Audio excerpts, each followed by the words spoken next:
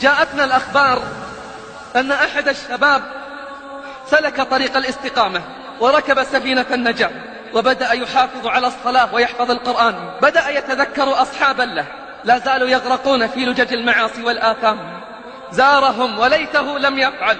وهذه نصيحة لكل تائب وجديد في طريق الاستقامة: لا تذهب لأصحاب الماضي وحيدا، خذ معك من يعينك على دعوتهم، لأن الكثرة تغلب الشجاعة.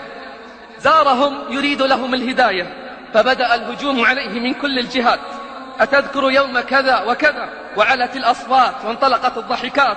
وقام من عندهم بعد أن جددوا جراحا ماضية وحركوا في القلب والنفس أشياء، وبدأ الصراع من جديد. جاءوه بعد أيام يعرضون عليه السفر إلى مكان قريب بقصد شراء سيارة. قالوا له: نريد من يذكرنا بالله ويؤمنا في الصلاة ويعلمنا الجمع والقصر. فزينت له نفسه السفر وانطلق معهم، وليته لم يفعل. اتفقوا مع بغي زانية فاجرة، الله أكبر، يدفعون أموالهم ليصدوا عن سبيل الله. أدخلوها عليه ومعها خمر وشريط غناء حتى تكون الليلة حمراء، ولا زالت به حتى سقته كأسا من خمر، ثم ثانية، ثم ثالثة، ثم وقع المحظور وانهدم في لحظات. بنيان لطالما تعب حتى بناه. نام في فراشه عاريا مخمورا والعياذ بالله. تبا لهم ولأمثالهم، دخلوا عليه ضاحكين شامتين وهو مغطى في فراشه. أيقظوه: فلان فلان، فلم يجبهم، فكرروا النداء: فلان فلان، فلم يجبهم. حركوه قلبوه في فراشه فلم يستيقظ. اسمع الفاجعة: صاحبنا شرب الخمر وزنى ونام ومات من ليلته في فراشه.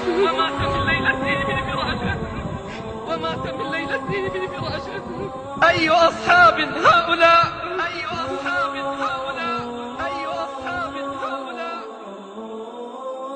أي أصحاب هؤلاء؟ ومات من ليلته في فراشه على أسوأ ختام. إنا لله وإنا إليه راجعون.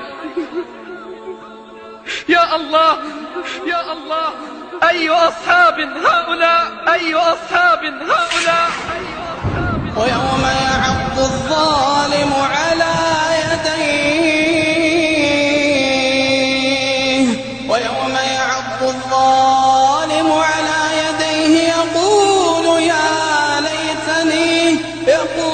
يا ليتني اتخذت مع الرسول سبيلا. يا ويلتى ليتني لم أتخذ فلانا خليلا. يا ويلتى ليتني لم أتخذ فلانا خليلا. لقد أضلني عن الذكر بعد إذ جاءني